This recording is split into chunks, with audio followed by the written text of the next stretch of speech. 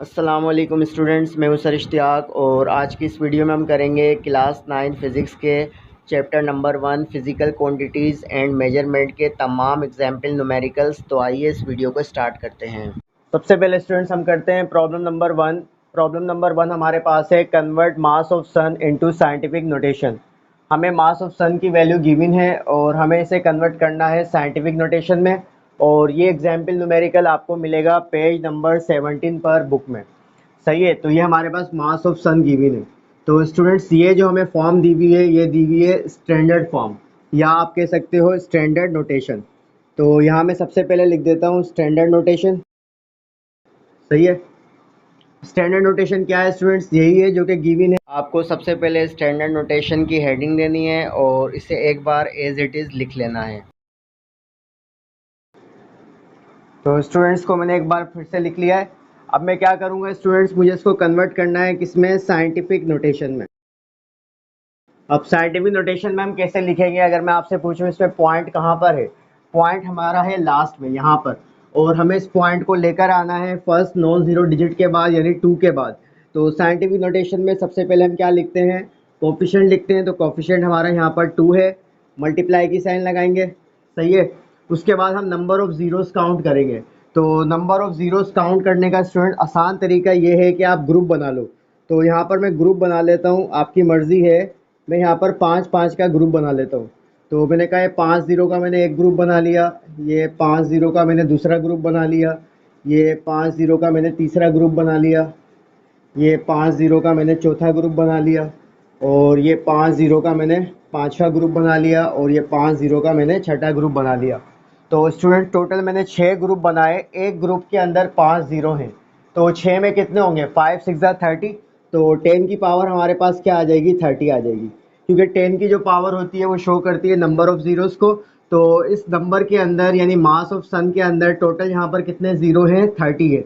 तो मैंने लगा दी 10 की पावर 30। तो यही इसकी साइंटिफिक नोटेशन है। क्या किया स्टूडेंट्स, मैंने मेरे पास मास ऑफ सन गिवन था, सबसे पहले मैंने स्टैंडर्ड नोटेशन लिखी, जो भी मेरी गिवन वैल्यू थी वो मैंने एज इट इज़ लिख दी। उसके बाद सबसे पहले जब हम साइंटिफिक नोटेशन में लिखते हैं तो हम कोफिशिएंट लगाते हैं।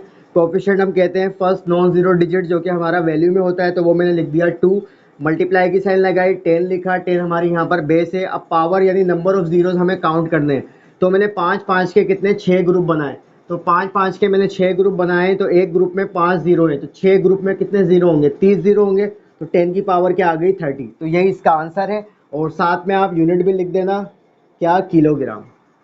आया समझ, नोट कर लो। अब स्टूडेंट्स करते हैं हम एग्जाम्पल नंबर 2। एग्जाम्पल नंबर 2 हमारे पास क्या है, कन्वर्ट मास ऑफ इलेक्ट्रॉन। कितना गिवन है, 9.11 मल्टीप्लाई 10 की power -31 kg into standard form.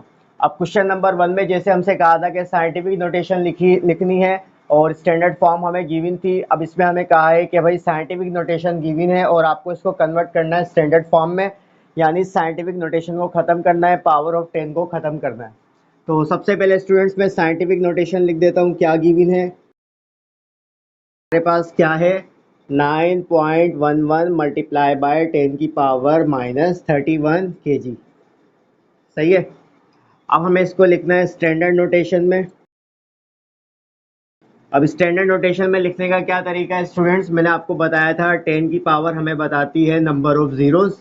तो यहाँ पर है 10 की पावर 31, लेकिन इसका ये मतलब नहीं है कि यहाँ पर 31 ज़ीरो आएंगे। इससे पहले जो हमने क्वेश्चन किया था वहाँ पर जो एक डिजिट था कोफिशिएंट में वो सिर्फ एक ही था, लेकिन यहाँ पर 3 डिजिट लिखे हुए हैं। तो अब नंबर ऑफ़ ज़ीरोज़ मालूम करने के लिए हम क्या करेंगे, यहाँ पर 10 की पावर क्या है, 31 है, और पॉइंट से पहले वाला डिजिट हम देखेंगे कि पॉइंट से पहले कितने डिजिट हैं।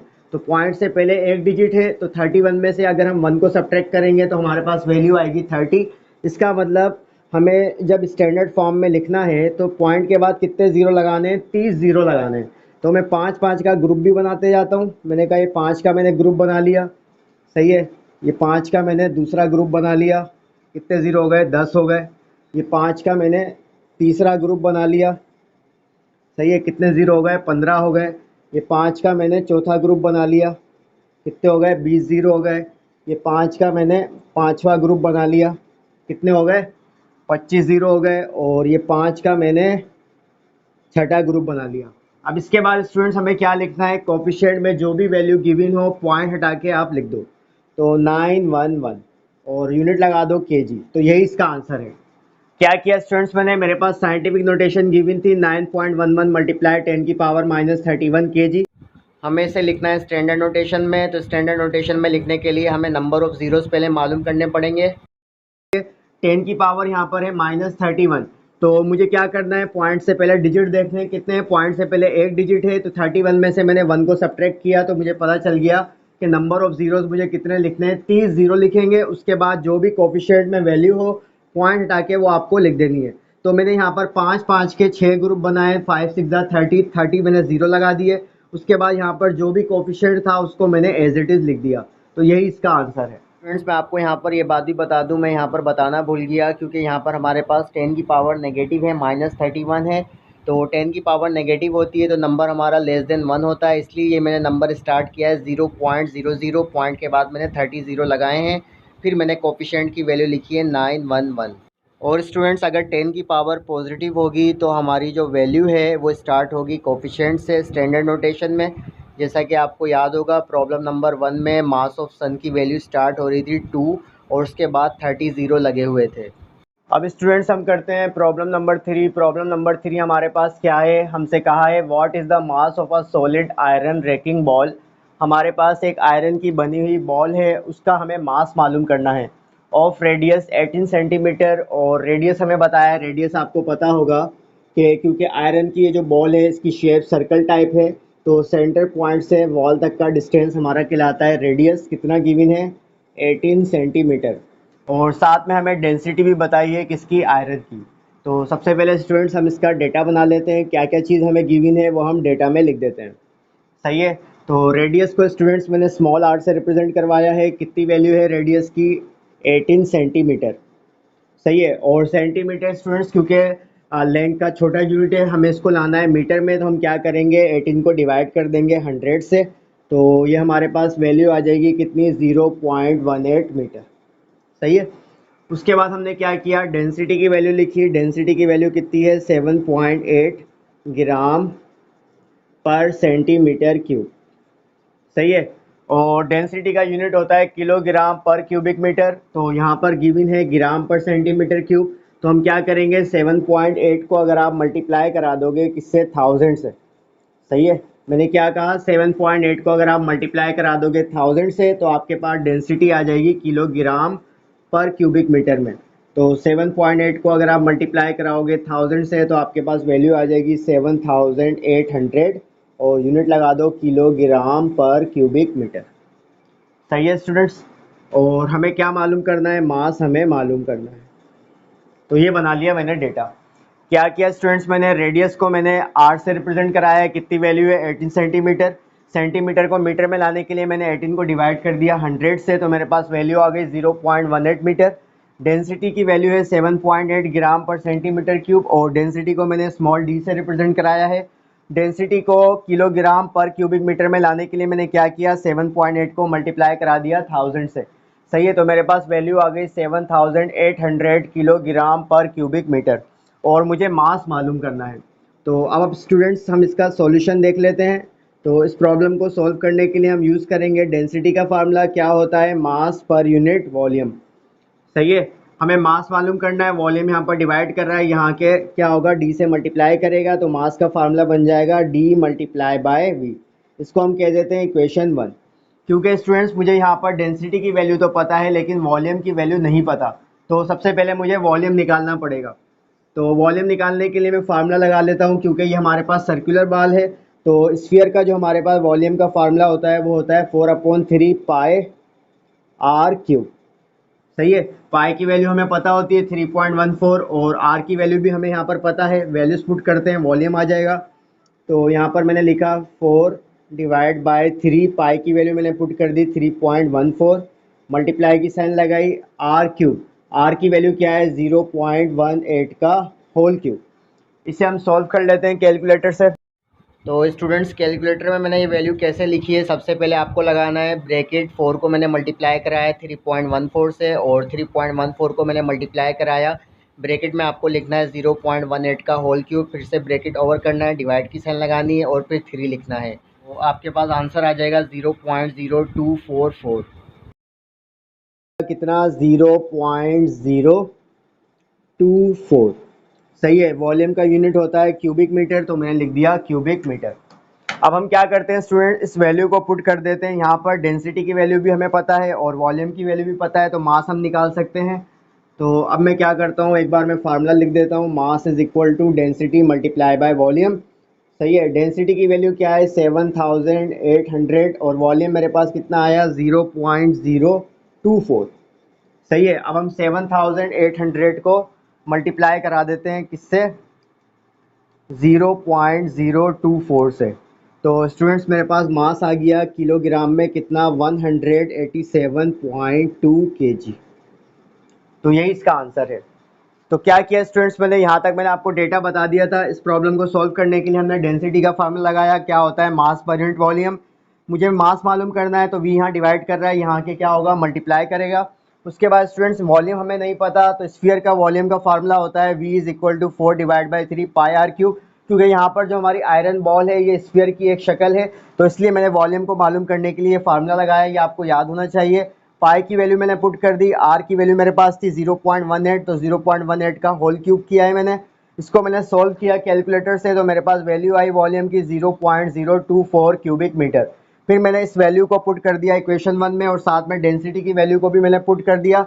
7800 को आप मल्टीप्लाई कराओगे 0.024 से, तो आपके पास मास आ जाएगा इस आयरन की बॉल का कितना?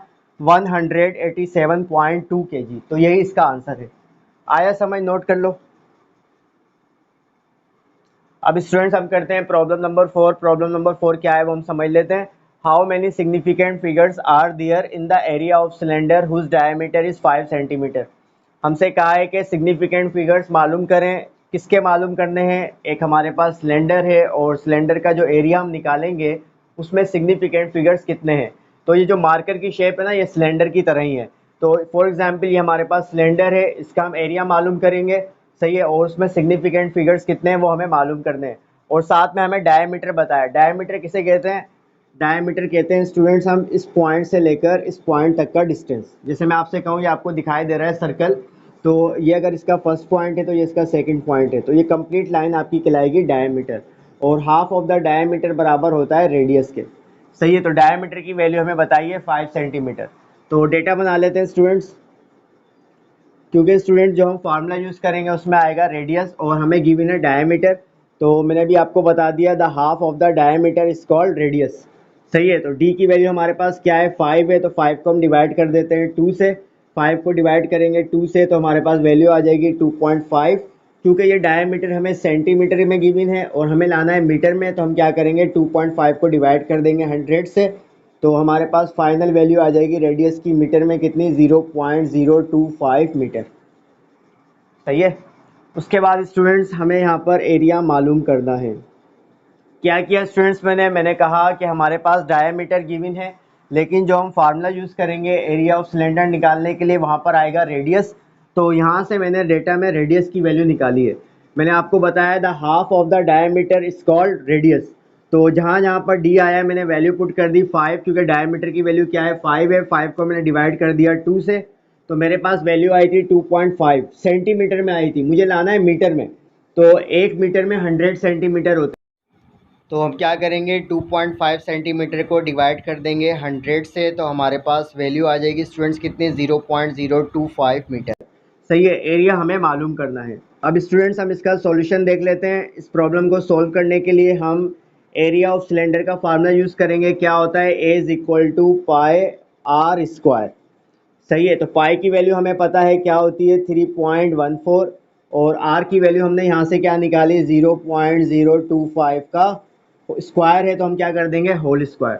इसको आप सोल्व कर लो कैलकुलेटर से। तो कैलकुलेटर में आपको लिखना है 3.14 मल्टीप्लाई बाय ब्रैकेट लगाया 0.025 का होल स्क्वायर। तो आपके पास स्टूडेंट्स एरिया की वैल्यू आएगी क्या? 0.0019625। सही है। अब स्टूडेंट्स आपके पास एरिया की वैल्यू आ गई 0.0019625। हमसे कहा था कि सिग्निफिकेंट फिगर्स मालूम करो एरिया ऑफ सिलेंडर में। तो स्टूडेंट्स अब यहाँ पर अगर आप देखो तो यहाँ पर 5 सिग्निफिकेंट फिगर है, लेकिन ये इसका करेक्ट आंसर नहीं है। अगर मैं आपसे पूछूं जो वैल्यू आपको गिवन थी, यहाँ से आपने जो रेडियस की वैल्यू निकाली, इसमें कितने सिग्निफिकेंट फिगर हैं? इसमें 2 सिग्निफिकेंट फिगर हैं। तो हम क्या करेंगे, इस आंसर को भी लिखेंगे in terms of 2 significant figure. सही है। तो यहाँ से मैं क्या करता हूँ, 6 to 5 को रिमूव कर देता हूँ। तो मेरे पास 2 सिग्निफिकेंट फिगर बचेंगे, क्या, 1 और 9। तो मैंने लिख दिया 0.019। सही है। तो क्या किया स्टूडेंट, मैं 6 to 5 को रिमूव कर दिया, तो मेरे पास आंसर आ गया 0.0019 मीटर स्क्वायर। तो स्टूडेंट्स क्या किया मैंने, इस प्रॉब्लम को सॉल्व करने के लिए मैंने फार्मूला लगाया एरिया ऑफ सिलेंडर का, A is equal to pi r square. Pi की वैल्यू पुट की, आर की वैल्यू मैंने पुट की, आर का स्क्वायर कर दिया। इसको मैंने कैलकुलेटर से सॉल्व किया तो मेरे पास वैल्यू आ रही थी 0.0019625।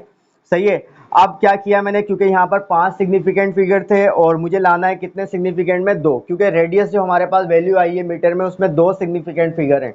तो हमारा आंसर भी 2 सिग्निफिकेंट फिगर में आना चाहिए। इसलिए हम क्या करेंगे, आखिरी के जो 3 डिजिट्स है उसको रिमूव कर देंगे, तो हमारे पास एरिया आ गया सिलेंडर का कितना, 0.0019 स्क्वायर मीटर। और आप यहाँ लिख दो इसमें कितने सिग्निफिकेंट फिगर हैं, 2 सिग्निफिकेंट फिगर हैं। तो यही इसका आंसर है। आया समझ, नोट कर लो। और स्टूडेंट्स जितने भी मैंने आपको यहाँ पर एग्जाम्पल्स न्यूमेरिकल्स कराए हैं वो सारे के सारे मैंने अपने नोट्स में भी टाइप किए हैं। तो इन नोट्स के अंदर ये न्यूमेरिकल्स किस तरह से मैंने सोल्व किए हैं मैंने आपको इस वीडियो में एक्सप्लेन कर दिया है। तो लिहाजा स्टूडेंट्स आज के लिए इतना ही, फिर मिलेंगे। अल्लाह हाफिज़।